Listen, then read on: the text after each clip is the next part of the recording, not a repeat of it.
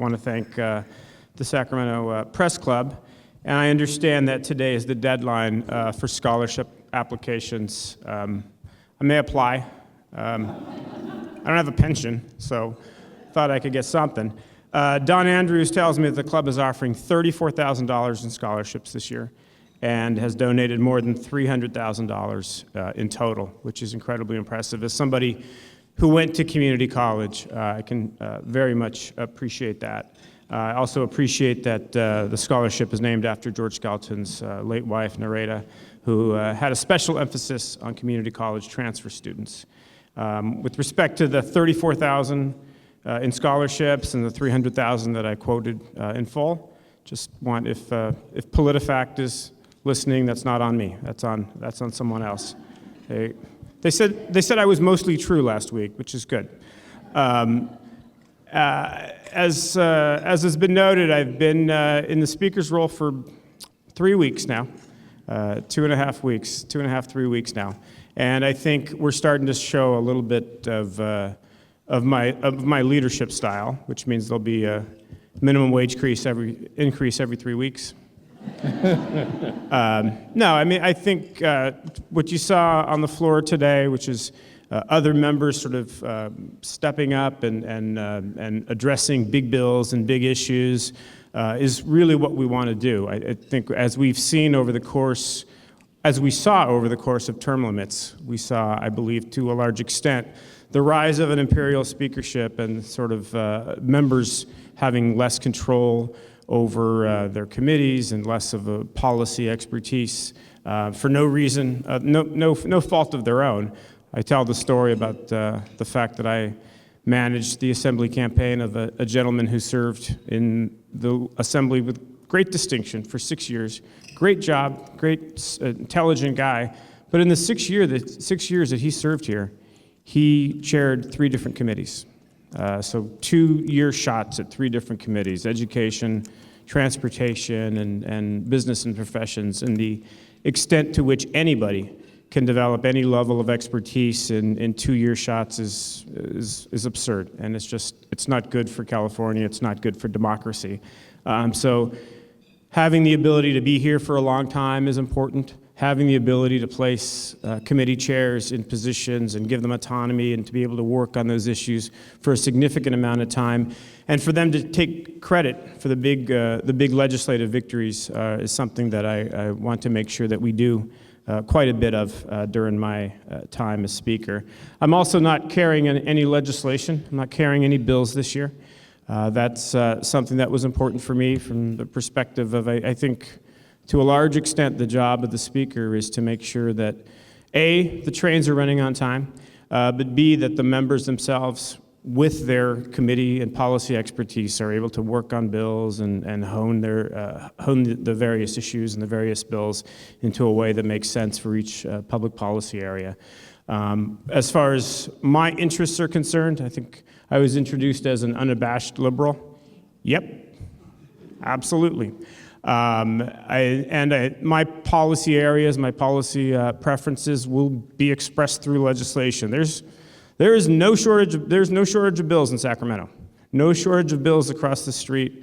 So I believe that all of my policy preferences will be expressed through legislation that will develop sort of naturally out of the legislature across the street, and still obviously continuing to address the needs of my district.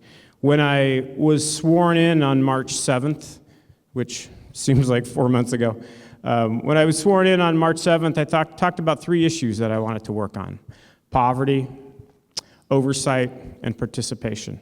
And those are 3 issues that really come from my background in nonprofit social services, but certainly from my district itself. We all 80 of us represent districts that are alike in some ways and different in others.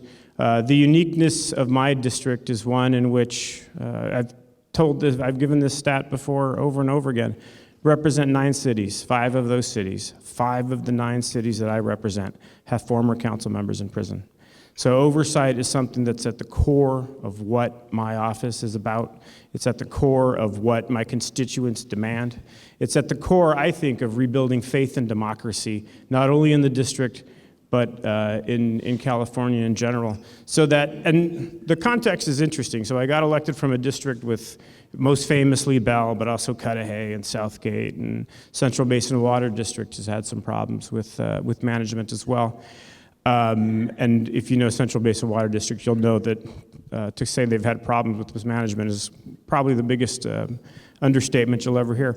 But to go from that environment, coming up to Sacramento and chairing water parks and wildlife when the state parks agency was a complete mess, and then leaving water parks and wildlife thinking, okay, I won't have to deal with that problem again. Where did I go? I went over utilities and commerce and had to deal with the PUC. So this sort of this process of dealing with oversight and continually sort of making sure that our programs and policies are being run effectively and according to the way that they were written through legislation is something that, again, is at the core of what we want to do as a legislature. Assemblymember Cooley is someone who has written extensively about oversight, and he's very much sort of talking to all the members about the need for oversight. Participation is something that for me, and all of these to a large extent develop out of one another. When we talk about participation, in my district, again, where there's incredible corruption, where people don't know any other experience other than government ripping them off, other than a government stealing from the coffers, from cities. In that environment, I won my primary in 2012 with around 6,000 votes out of a district of 500,000 people. People in my district don't vote because they don't believe there's a reason to vote. And so rebuilding that participation, which is so important to democracy, so important to a vibrant democracy, so important to everything that we hold dear, is something that we're going to continue to work on. And part of that is through oversight and making sure that we're doing the right thing, but part of that is making sure that our election systems and techniques and the way we vote is sort of, technologically in line with where we're moving as a society. The other thing I talked quite a bit about was poverty. Again, I spent 20 years in the nonprofit sector. The district that I represent, Southeast Los Angeles County, 9 cities, 8 of the 9 cities that I represent, 8 of the 9 cities have poverty rates of 20% or higher. So 8 of the 9 cities, you have 20% or more of the folks in those districts are existing in poverty. These are folks that I know exceptionally well. There's a lot that's abstract about this job. In my previous job, I would open up the door to my office, and there's a food bank right there, a child care center right there, a gang reduction program right there.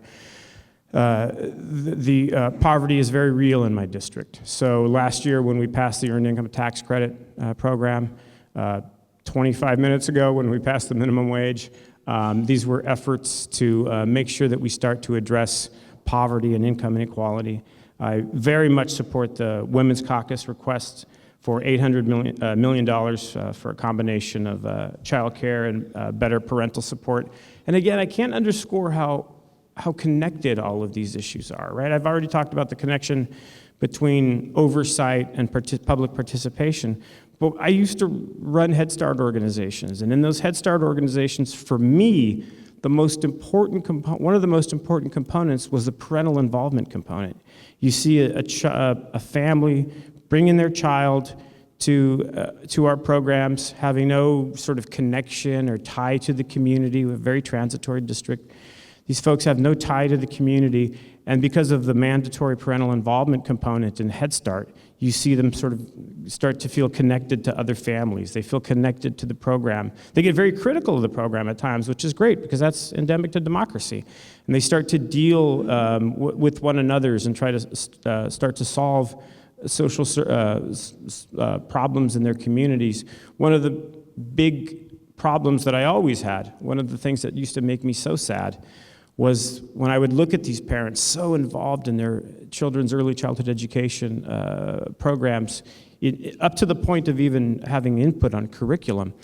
And I used to think that in our public schools, K through 12, a year later when these parents, when their children would leave Head Start, it would make me very sad to think that in some certain school districts, they wouldn't have that same parental involvement component. And what do they do with that energy? What do they do with that sense of purpose? What do they do with that knowledge that they acquired from parental involvement? So you can see how all of these issues are so closely related to one another. In this year, we've already dealt with the MCO tax and closed a $1 billion plus potential hole in the state budget.